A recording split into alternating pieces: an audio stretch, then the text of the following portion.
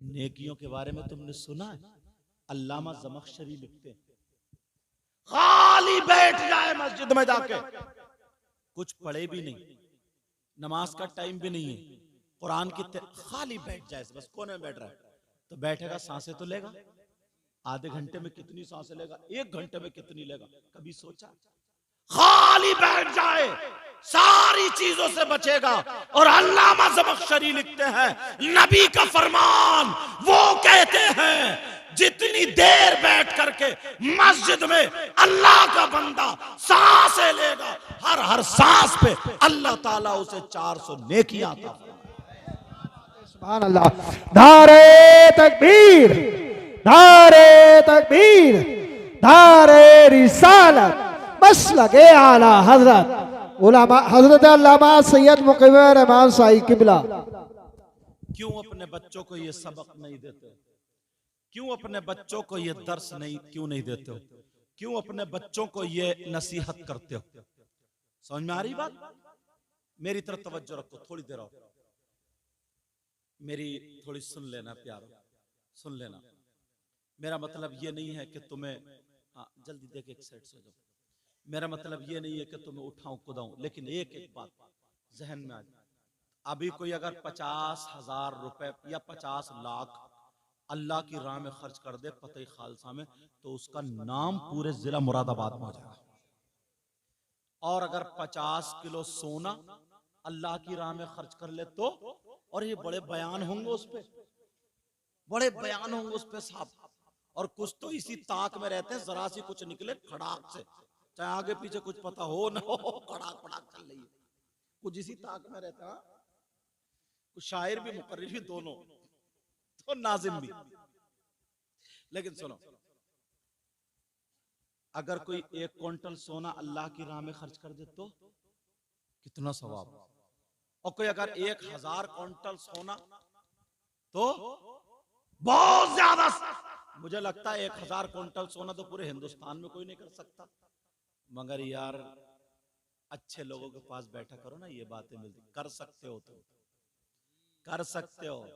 वो बोलते हैं ना, मिसाल, ना फिटकरी लगे ना हल्दी लगे ना फिटकरी है और रंग चौका, ना हल्दी लगे ना फिटकरी और रंग चौका। मैं तुम्हें बताऊं, 1000 क्विंटल सोना सदका करने, बल्कि 1000 ने हजरत कई हजार। जब दावा कर रहा हूं ना तो दलील भी इतनी अच्छी दूंगा, ये आज जो दूल्हा मियां बने ना, इनके अब्बा का दिल खुश हो जाए। मैं इसलिए नहीं कह रहा हूं कि तुम मुझे नोट दोगे, इसलिए कह रहा हूं तुमने काम इतना अच्छा किया, बच्चा हाफिज कुरान बना बखुदा। लेकिन सुनो, कैसे हजारों क्विंटल सोना सदका करने का सवाब बता दूं। औरतों के लिए नहीं, ये मर्दों के लिए बता दूं। सुनना चाह रहे हो? मगर अमल करना। सैयदुना हजरत अबू बकर सिद्दीक रज़ी अल्लाह ताला अन्हु क्या करते थे हजरत? जुमे के दिन, जुमे की अजान से कुछ टाइम पहले मस्जिद नबवी में जाते थे और पूरी मस्जिद को साफ करते थे, झाड़ते थे, पोंछते थे। नमाजियों के लिए वो मस्जिद तैयार करते थे। आगे वाली सब भर जाती थी, पीछे वाली भर जाती, तीसरी, कभी कभी उन्हें गेट पे नंबर आता था। अब वो कई मर्तबा देखा तो सहाबा देखते थे, अबू बकर ऐसा क्यों कर रहे हैं? तो वो जो भी पूछते थे ना, नबी से पूछते थे। एक सहाबी गए, आका अबू बकर को आपने देखा? कहा मस्जिद में। आका मामला क्या है? अबू बकर ही ऐसा काम क्यों करते? कभी नंबर गेट पे आता है। चलो नमाज का टाइम होगा। नबी बोले चलो। मेरे आका मिंबर शरीफ पे खड़े होकर क्या बयान करते? क़यामत तक के मुसलमानों के लिए, नौजवानों तुम्हारे लिए, नबी ने फरमा सुनो और पहुंचा देना बात। कहा मेरा अबू बकर जो करता तुम भी करो। क़यामत तक के मुसलमानों के लिए क्या? कहा जो भी अल्लाह का बंदा ईमान वाला जुमे के दिन मस्जिद को झाड़ेगा, पोंछेगा, साफ करेगा, नमाजियों के लिए मस्जिद तैयार करेगा, और एक मुट्ठी कूड़ा निकाल के बाहर कर देगा, मैं मोहम्मद कहता हूं उसको इतना सवाब मिलेगा जितना ओहद पहाड़ की बराबर सोना सदका करने का सवाब। सुभान अल्लाह। नारे तकबीर, नारे रिसालत, नारे गौसियत, मसलके आला हजरत हुजूर सैयद साहिब क़िबला उलमाए अहले सुन्नत। आपके तो गोदाम भरे हुए होंगे नेकियों से। सोना सदका एक, अब ओहद पहाड़ कितने वजन का होगा? कई हजार क्विंटल। ये मेरे नबी ने फरमाया, जुमे के दिन ये अमल में लाओगे।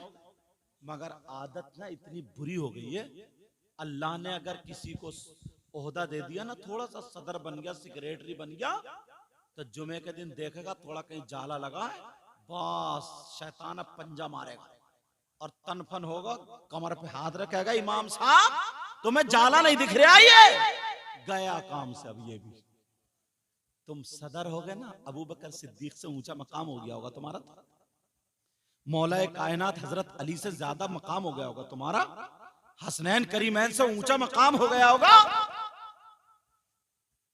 इमाम साहब पे हुकूमत। यार तुम सदर बने थे, तुम्हें मौका मिला था कम से कम आधा घंटा पहले आके मस्जिद साफ कर देते। सदर नहीं, मस्जिद के नौकर बनो। समझ में आ रही है? खादिम बनो। झाड़ू मारने वाला, जिनका नाम एक सहाबी रसूल है, वो झाड़ू मारने वाले, अल्लाह उनके बारे में हल्का सा किसी ने ये कह दिया था, मतलब दिखाते ना अपने आप को कि तुम झाड़ू मारने वाले, तुम्हारी क्या हैसियत। हालांकि मैं उन सहाबी के बारे में जुमला बोलना नहीं चाहता। मेरे नबी ने खड़े होकर क्या कहा था मालूम है? आंखों में आंसू थे, और मेरे नबी ने यह कहा था, मेरे अल्लाह के घर में मेरा एक सहाबी झाड़ू मारने वाला अगर इस पहाड़ से ये कह देना कि तू वहां से यहां आ जा, तो कसम है रब्बे काबा की, मौला ताला इसकी बात को पलटेगा। इसकी तुम दाढ़ी सनी हुई देख रहे हो धूल में, इसके कपड़े ऐसे देख रहे हो, इसके गर्दो गुबार देख रहे हो, ये वो लोग हैं हश्र के मैदान में, इन पे लोग रश करेंगे। ये कौन लोग? ये वो लोग हैं जिनके चेहरे दूर से चमकते हुए दिखाई देंगे, आज गर्द में सने हुए। समझ में आ रही है बात? काम अच्छे करो। जुमे के दिन अगर नमाज के लिए ना, उस टाइम पे नहाता है जब जुमे की अजान हो जाती है। बीवी कहती है जाते क्यों नहीं नमाज को? जाते। अब छोटी सी चड्डी पहन के आंगन में बैठ के नहा रहे यार। समझे यार? शर्म हया गैरत तो होनी चाहिए। सारी बातें किताबों से नहीं मिलती हैं, कुछ यहां से और यहां से भी मिलती हैं। एक बात बताओ, तुम इतनी छोटी सी चड्डी पहने पड़े हो, घर में माँ भी है, भाभी भी है, बहन भी है, उस चड्डी में तुम्हारा छुप क्या रहा? थोड़ी सी यार शर्म या गैरत की बात है। ये तो खुद भी इंसान समझ सकता है ना। घुटने से लेकर नाक तक छुपाना मर्द के लिए फर्ज है। तहमत बांध दो, कोई इतना बड़ा कपड़ा पहन लो जो घुटने से नीचे हो जाए, जिसमें कुछ पर्दा रहे, थोड़ी शर्म या गैरत रहे। इतना तो कर, ये कोई किताब में थोड़ी ढूंढना पड़ेगा। मगर बस शैम्पू रगड़ रहा, दो तीन और छोटी सी नेकरिया पहने पड़ा, और आंगन में नल पे फुर फुर फुर फुर करता फिर रहा। कह रहा अम्मा लाइए जरा शैम्पू। अम्मा शैम्पू ला के देगी। यार कुछ तो गैरत तहजीब सीखो, हालात बदलो। 4 लाख रुपए, बल्कि 4.5 लाख रुपए हज को जाओ तो लग रहे हैं एक बंदे। कमाते कमाते कमाते कमाते मजदूर काफी दिनों में जमा कर पाएगा, और फिर भी पता नहीं हज कबूल हुआ कि नहीं हुआ। 2 मियां बीवी जा तो 9 लाख रुपए। अब बेचारा जो 500 रुपए कमा रहा है, इसका मतलब वो तो जा ही नहीं सकता, वो बेचारा महरूम रह जाएगा, हज का सवाब नहीं पाएगा। मगर नहीं, उसके लिए भी ऑफर है। एक चवन्नी नहीं लगेगी, 1 रुपया नहीं लगेगा। अगर नबी के तरीके को अपना लो ना, बगैर पैसे के, जिन्होंने पैसे का हज किया उसकी गारंटी नहीं दे सकते, जिसने बगैर पैसे के किया उसकी गारंटी मेरे नबी देते हैं। कौन है वो? तुम्हारे लिए तो ऐसी दौलत है, दुनिया की सारी दौलत फेल है, कुछ नहीं करना, ईमान अपना मजबूत रखना, 5 वक्त की नमाज पढ़ना, लेकिन सुनो करना क्या जो हज का सवाब मिले। शाम को माँ बाप का चेहरा देखे सो गए और सुबह को जब उठो तो माँ बाप को जाके मुस्कुरा के उनका दीदार कर लो। ये कोई मौलाना नहीं कहता, नबी फरमाते एक हज मकबूल का सवाब मिलेगा। यार ना कोई रुपया ना कोई पैसा, लेकिन करो तो कहां जाएगा। बात जहां सियासत की बातें चल रही हैं, मस्जिद में भी बार बार बुढ़ा निकाल के बैठा, ऐ भाई अब क्या किसकी सीट निकल रही है, पहले तू अपनी सीट तो निकाल ले। तेरी जो कब्र में सीट बिगड़ने वाली है उसका क्या होगा? सीट निकाल ले, तेरे तो दांत ही निकल जाएंगे। अरे आंकड़े लगा रहे आंकड़े, यार भाई देखो भाई अब के नहीं जीतेगी उसकी सीट। इतना जोर अपनी नमाजों पे नहीं देगा, इतना जोर अपनी सच्चाई पे नहीं देगा, इतना जोर अपने आप पे नहीं देगा।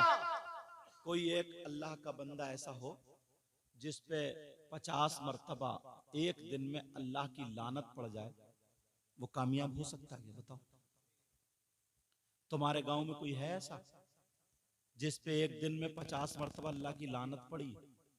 बोलो कोई है ऐसा? मैं तो ये कह रहा हूं गांव में 10-20 को छोड़ के पूरा गांव ही ऐसा होगा। माफ करियो यार, बात थोड़ी बड़ी कह रहा हूं, मगर अगर बताऊंगा ना, दलील दूंगा तो तुम भी कहोगे बात सच है। मेरी बात अगर हो तो पलटा दो, मुफ्ती साहब की हो, इनकी मुफ्ती साहब की, तो पलटा दो, और अगर कुरान कहे तो पलटाओगे? कुरान का एक एक लफ्ज सच्चा, कुरान का एक एक हर्फ सच्चा, कुरान की हर आयत सच्ची, कुरान में जर्रा बराबर भी शक नहीं। कुरान कहता है बिस्मिल्लाहिर्रहमानिर्रहीम लानतुल्लाहि अलल काज़िबीन, झूठों पर अल्लाह की लानत।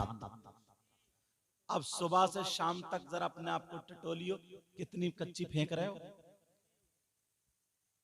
कितनी मर्तबा झूठ बोल रहे हो। और ये जो ना मोबाइल है ना, मोबाइल, अम्मा पूछ रहे कहां बेटा, बस अम्मा दुकान पे हूं, दुकान पे, और टहल लिया खेतों में। क्या ये सच्चाई है? ये भी झूठ है। और माफ करना, इस मोबाइल ने तो मौलाना लोगों को भी नहीं छोड़ा। हाँ, बोले कहां पहुंचे हजरत? है रामपुर में, तो बता रहा पागवाड़े में। ये भी सच। अच्छा, तुम में भी यही ज्यादा हक लगी तुम्हें भी। और बाकी सब इतनी बातों में बाकी भी इन्होंने जोर नहीं दिया। लेकिन सुनो, सारी बात तवज्जो रखो मेरी तरफ। अच्छा, एक चीज और बताऊं, हमारे क्या होता है, हमारे ये होता है, अरे यार तुम हमसे ही कह रहे हो सुभान अल्लाह को, ये जो बैठे हो पर इनसे क्यों नहीं कह रहे हो सुभान अल्लाह? चलो ठीक है, मैं इनसे सूरह बकर सुनूंगा, तुम सुनाओगे? अरे भाई, मैं इनसे सूरह बकर सुनूंगा, सुनाओगे? मैं इनसे 23वां पारा सुनूंगा, तुम सुनाओगे? जिसका जो काम है ना, उस सबके लिए अगर स्टेज बना दिया जाए तो फिर इन कुर्सियों की क्या जरूरत थी? तो फिर जमीन पे आ जाते, चलो सबके लिए जमीनी स्टेज है। ये मतलब एक मकाम होता है, एक रुतबा होता है, किसका क्या होता है, समझ में आ रही बात? लेकिन मैं देखो, बुरा मत मानना, रोकता नहीं हूं, जो आती वो कहते हैं। मौलाना लोगों को भी इस मोबाइल ने झूठ बुलवा दिया है। अरे पीरों को भी नहीं छोड़ा, पीर तो और आगे की फेंक रहा। सही बता रहे हो, वो तो अच्छा इतना जरी हो जाता, इतना निडर हो जाता, फिर अल्लाह से नहीं डरता, फिर तो धड़ा पड़ मार गया, धड़ा पड़ मार गया, धड़ा पड़। अपने आप को संभालो। 50 मर्तबा हर इंसान इस दौर में सुबह से शाम तक झूठ बोल जाता है। अब कुरान कह रहा है लानतुल्लाहि अलल काज़िबीन, झूठों पर अल्लाह की लानत, तो 50 लानतें हो गई। अब तुम्हारे गांव में कोई बचा? नबी ने फरमाया 2 चीजों की हिफाजत कर लो। पहले बुजुर्ग थे ना, अपना रोजा रखते थे, रोजा काय का, ना बोलने का। बोलते नहीं थे वो, मतलब दुनियावी बात, सिर्फ अल्लाह का जिक्र करते थे। अगर उन्हें खाना भी मांगना ना तो जो खादिम होता था इशारे से कहते थे, पानी मांगना तो इशारे से। यार क्या उनकी तरबियत थी। जबान पे अल्लाह के अलावा और जिक्रुल्लाह के अलावा कोई लफ्ज आता ही नहीं था, जिक्र रसूल के अलावा कोई लफ्ज आता ही नहीं था। वो जबानों को अपनी तासीर वाला बनाते थे। मगर आज के दौर में जबान की कोई कीमत अब नहीं समझता।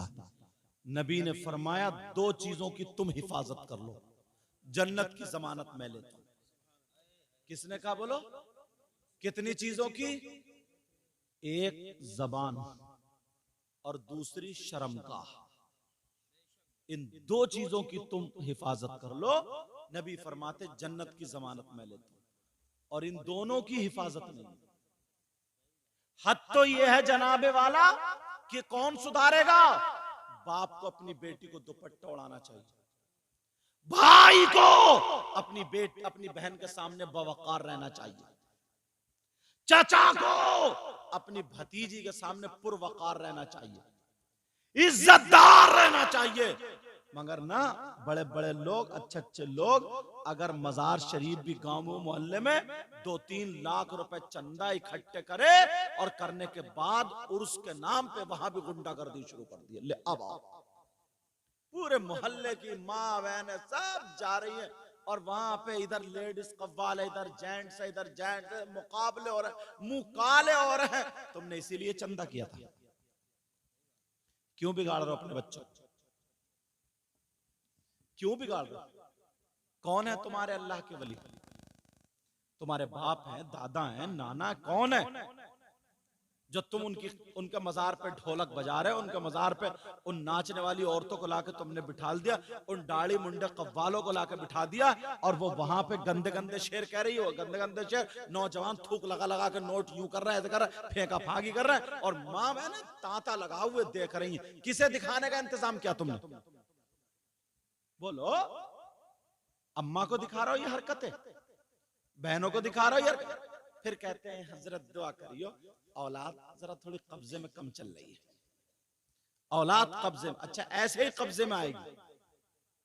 वो मजार अल्लाह वाले का वो आस्ताना है जहां पर डॉक्टर फेल हो जाए, हकीम फेल हो जाए, जहां पे किसी की सुनवाई ना होती हो, अल्लाह वाले की चौखट पे चला जाए बेड़ा पार।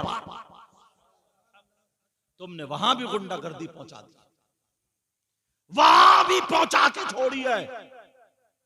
नबी ने फरमाया अन्निकाहु मिन सुन्नती, निकाह मेरी सुन्नत है। और निकाह के अलावा अब बताइए कौन सी चीज बची है सुन्नत?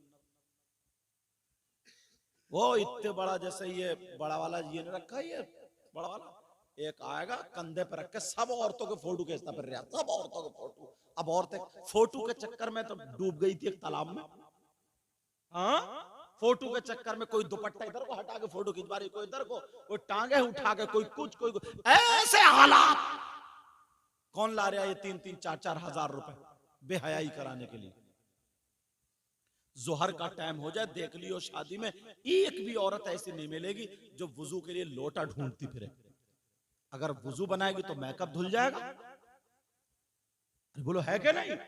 और कहां ढूंढेगी? पंखा। दीवार में अगर शीशा लगा हो ना तो हर मिनट पे जाएगी, दुपट्टा संभालेगी, फिर चली आएगी। फिर इसके दिल को तसल्ली नहीं होगी, पता नहीं कैसी लग रही, फिर मुंह देख के आएगी, वो काली पीली नीली, फिर मुंह देख के आएगी, फिर घूम रही है, फिर 10-10 मरतबा इस थूतले को देख रही है। ये अम्मा नहीं देख रही है मेरी बेटी की हरकतें क्या, या बाप नहीं देख रहे मेरी बेटी की हरकतें क्या? नबी फरमाते निकाह मेरी सुन्नत है। अब पूरी शादी को आप उठा लीजिए, पूरी शादी को 2-4 बातों को छोड़कर सब खुराफातें हो रही हैं। और आखिरी बात बता रहा हूं, तुम्हें मेरी बातें थोड़ी कड़वी लग रही होंगी, लेकिन सुन लेना। नजरिया इतना बदल गया हजरत, नजरिया इतना बदल गया, तुम्हारी नाज शरीफ होगी बेफिक्र रहो। नजरिया इतना बदल गया है। तुमसे मैं एक बात पूछता हूं, अक्सर तकरीरों में ये बात बोलता हूं, हो सकता है जहन में कुछ पलटा लगे। ये बताओ अगर कोई ये मैक चुरा के ले जाए और तुम्हें पता चल जाए चोर ये है, तो तुम उसे इनाम दोगे या उसे सजा दोगे? सजा देंगे, इनाम तो नहीं दोगे। या और कहोगे तुम्हारी भैंस खोल के ले जाएगा, अरे यार 5,000 और ले लिए ले। बोलो, तुम्हारी भैंस खोल के ले जा रहे भाई चोर साहब, ओ चोर साहब 5,000 और ले जाओ, दोगे सजा? मगर तुम में कम से कम 100 आदमियों की शादी हो गई, और जब शादी हुई तुम्हारे जूते नहीं चुरे? अरे बोलते क्यों नहीं? चोरी तो चोरी है। पता चल गया चोर कौन है, तुमने पुलिस को फोन किया, साहब आ जाओ चोर पकड़ा गया, साहब आओगे पलट के? चोर भी चोरी की चोरी सीना दोरी, जूते मैंने चुराए। अब चोर साहब की डिमांड पूरी की जा रही है। हाँ भाई, आली जनाब मोहतरम चोर साहब बोलो कितने पैसे चाहिए? क्या मुसलमान हो गए? बोले 10,000। कितने बोलो? 10,000। वो कह रहे हैं दूल्हा मियां 8 ले लो, 8 ले लो। इसी पे वो 10 ये 8 झगड़ा हो रहा था। एक बुजुर्ग निकल का है, बोले भाई यहाँ क्या? बोले ऐसे से मामला। बोले ऐसा करो 9,000 पे मामला निपटाओ, चलो जाओ खत्म करो। बोले दूल्हा मियां ये तो इनका हक है, दो। इन बुजुर्ग से पूछो तुम बूढ़े कहां हुए हो? चोर और चोरनी का हक जानते हो क्या? तुमने कह तो दिया 9,000 हक है। चोर का हक क्या है? अस्सारिक़ु वस्सारिक़तु फ़क़्तउ, इनका हाथ काटो, इस्लामी हुकूमत। और तुम कह रहे हो ये हक है। इतने में अब्बा आ गए। अब्बा बोले क्या बात है? बोले साहब ऐसे से फैसला कर दे। बोले नहीं, पूरे 10 दूंगा, पूरे 10। क्यों? बोले बेटे की खुशी है यार, इस दिन 1 रुपया भी कम नहीं, खुशी है, पूरे 10,000 दे दिए। चलो ठीक है। गाड़ी में दुल्हन को बिठाला, बैठे, गाड़ी निकली, बच्चों ने कार घेर ली। बोले लाओ हक, तुमने फोन किया कि उग्रवादियों ने कार घेर लिया, आ जाओ। प्रधान को बुलाया, पकड़ो इन चोरों को। फिर यही झगड़ा 8-10 का, फिर वही फैसला। अब्बा ने कहा नहीं, 10,000 निकाल के दे दिए। क्यों भाई? बेटे की खुशी है। चलो कोई बात नहीं। अब नंबर आता निकाह का। इमाम साहब से कहा निकाह पढ़ाओ। इमाम साहब ने निकाह पढ़ा दिया। तुम बोलो इमाम साहब। इमाम साहब बोले 10,000।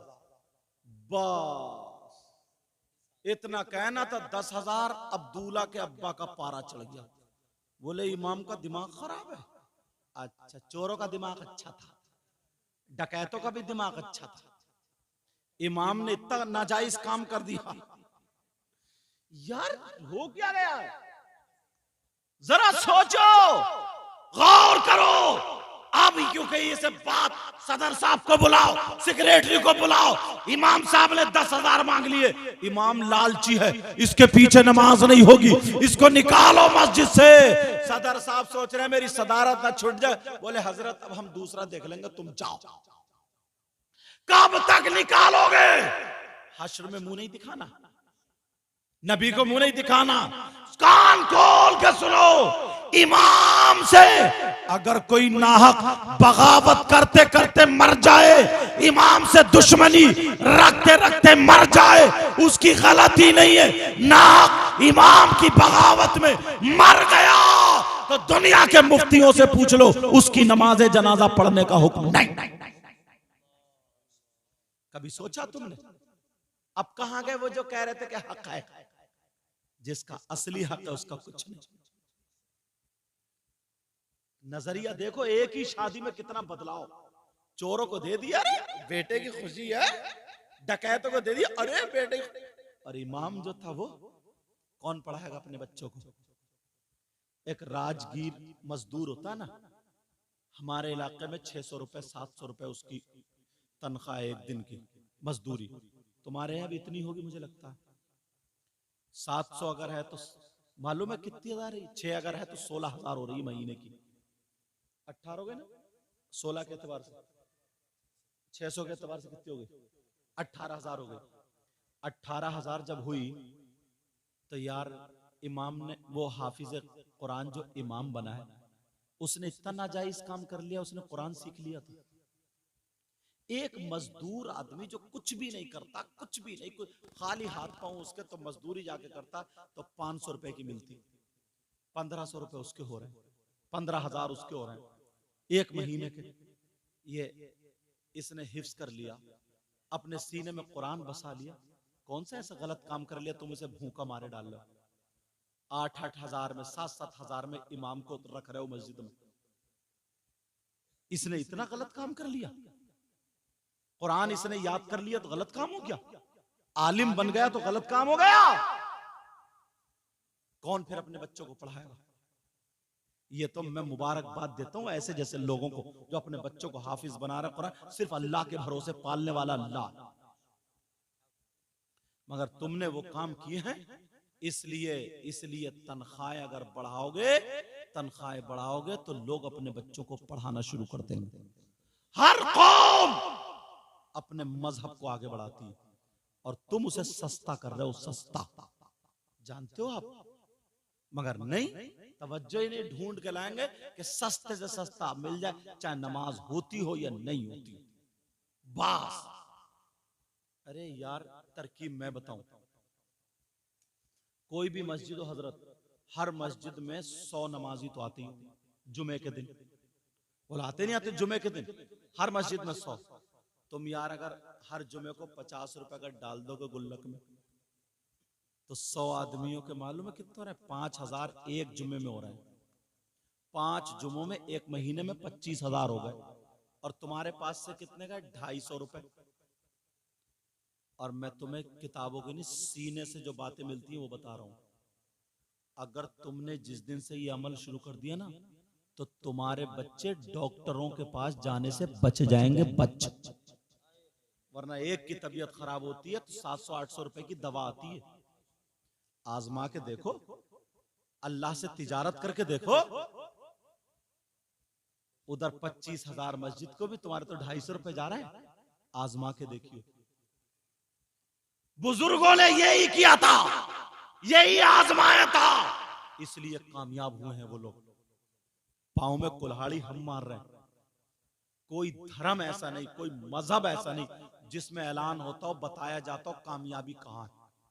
तुम्हें नबी के जमाने से लेकर अब तक ऐलान होता जा रहा, कामयाबी कहां है, कामयाबी कहां, कामयाबी कहां। मगर तुम ऐसे हो जैसे दीवाने, पागल, भूले भटके, उसे पता ही नहीं क्या ऐलान हो रहा क्या नहीं हो रहा। तुम्हारे यहाँ मस्जिद में 5 वक्त की अजान होती है। अजान का मतलब जानते हो? अल्लाहु अकबर, अल्लाहु अकबर, अल्लाह सबसे बड़ा, सबसे बड़ा। अशहदु अल्ला इलाहा इल्लल्लाह, मैं गवाही देता हूँ अल्लाह के सिवा कोई माबूद नहीं। अशहदु अन्ना मुहम्मद रसूलुल्लाह, मैं गवाही देता हूँ बेशक मोहम्मद अल्लाह के रसूल है। हय्या अलस सलाह, आओ नमाज की तरफ। हय्या अलल फलाह, आओ कामयाबी की तरफ। खुले लफ्जों में, और अल्लाह की तरफ से ही है। तुम्हारे यहाँ अजान हो रही है, तू दुकान खोल ले। अजान हो रही है, अपने कारोबार पे जा रहा। अजान हो रही है, टहलने जा रहा। अजान के टाइम सारी चीजें बंद कर दो और कामयाबी की तरफ को चलो। सहाबा ने दुकानें बंद कर दी थी, कारोबार छोड़ दिया था, नमाज पढ़ी, फिर कारोबार पे लग गए। नहीं कर सकते हो क्या ऐसा? तुम असली चीज से मुड़ चुके हो, वरना हमसे ज्यादा कामयाब कोई नहीं है। यही वो लोग हैं जो अपने रब की हिदायत पर हैं, और यही वो लोग हैं जो कामयाब हैं। समझ में आ रही? मुबारकबाद पलाई है, ये हाफिज कुरान हुए, अपने इमामों की। अब तुम्हें नौजवानों उठना पड़ेगा। तुम खुद सोचो यार, 700-800 रुपए में तो मोबाइल रिचार्ज हो रहा है यार। उसकी बीवी नहीं है कि इमाम की बीवी नहीं है क्या? उसकी बीवी इस लायक नहीं है जो अच्छा सूट पहन ले? उसके बच्चे नहीं है यार, उसने क्या सोचेगी? सोचेगी कि मेरे शौहर ने इतना गलत काम कर लिया कि उनकी जिंदगी में मुझे कपड़े अच्छे पहनने नहीं मिल रहे। वो तो हाफिज कुरान हुआ है ना, आलिम दीन हुआ है। जरा सोचो, एक बंदे का ये है जिसमें पूरा मोहल्ला मिलकर ये काम नहीं कर सकता। तो नौजवानों, तुम्हें मैदान में निकलना होगा, तुम्हें आना पड़ेगा। अब सारी चीजें, सारी सहूलत, लाइट का बिल आ जाता है 12, 13, 14, 1500 रुपए का। तो बोलो आ जाता नहीं? आ जाता है। 1500 रुपए का बिल आ गया उसका बेचारे का, 1500 रुपए दूध में चले गए उसके बेचारे। समझ में आ रहे? और वो 24 घंटे मस्जिद में रहता है, वो भी जुमेरात को अगर घर जाएगा, जुमे को आ जाए, और किसी आदमी का अगर फाता छूट जाए और वो उसके बेटे की तबीयत खराब है, बेटी की या बीवी की, और 8 दिन में यार सब अपने अपने वो मिलाते हैं कि मुझे कहाँ जाना कहाँ नहीं जाना, और अगर वो फाता छोड़ के चला गया ना, तो यही मुसलमान सबसे बड़ा दुश्मन मस्जिद में कसम खा के आता कि अब तू रह के दिखा दिए जरा, कब तक निकालोगे, हश्र में कहाँ जाओगे, इतना मारा जाएगा, ठिकाने लगा दिए जाओगे। अभी तो तुम सोच रहे हो कि कुछ नहीं हो रहा, अभी से सोच रहे हो कि कुछ नहीं हो रहा। याद रखो यार, गौर करो, उसके भी बीवी बच्चे, एक दिन के लिए हफ्ते में जाए तो फातिहा पढ़ना तुम पे थी ना, अगर वो रुक गया तो अल्हम्दुलिल्लाह, नहीं रुका तुम्हारी अम्मा तुम्हारे अब्बा तुम्हारे तुम पे फातिहा पढ़ना थी ना, हफ्ते में उसकी एक दिन की भी छुट्टी नहीं होगी, कौन पढ़ाएगा अपने बच्चों को। नौजवानों, तुमसे कह के जा रहा हूं, इन बुजुर्गों से भी कह के जा रहा हूं, जो चीज अगर सस्ती होती है ना उसकी कदर नहीं होती है, और जो चीज महंगी होती है उसकी कदर ज्यादा होती है।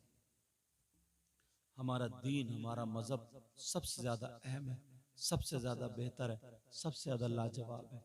आज के बाद इन बातों को याद रखियो। मुबारकबाद के लायक है हाफिज मोहम्मद कैफ साहब, तुम अपने बच्चों को पढ़ाओ, समझे, हाफिज अपने बच्चों को पढ़ाओ, आलिम रब्बानी बनाओ। एक बात बताता हूं मैं तुम्हें, इस तरफ से लेकर के इधर तक कितने ही बुरा इंसान है, कितने ही नाकारा है, कितने खराब है, मगर कोई ऐसा है जो अपनी माँ पे गलत नजर डाले, अपनी माँ के साथ जिना करे, अपनी माँ से गलत हरकत कर, मर जाएगा मगर गलत हरकत नहीं करेगा, बोलो नहीं कर सकता ना। मगर यार हम हदीस पढ़ते हैं ना, आंखों में आंसू आ जाते हैं, लोग सोचते ही नहीं इस बात पर। मेरी बात हो तो पलटा दो, इनकी बात हो पलट, नबी की बात हो तो कहां से पलटाऊं।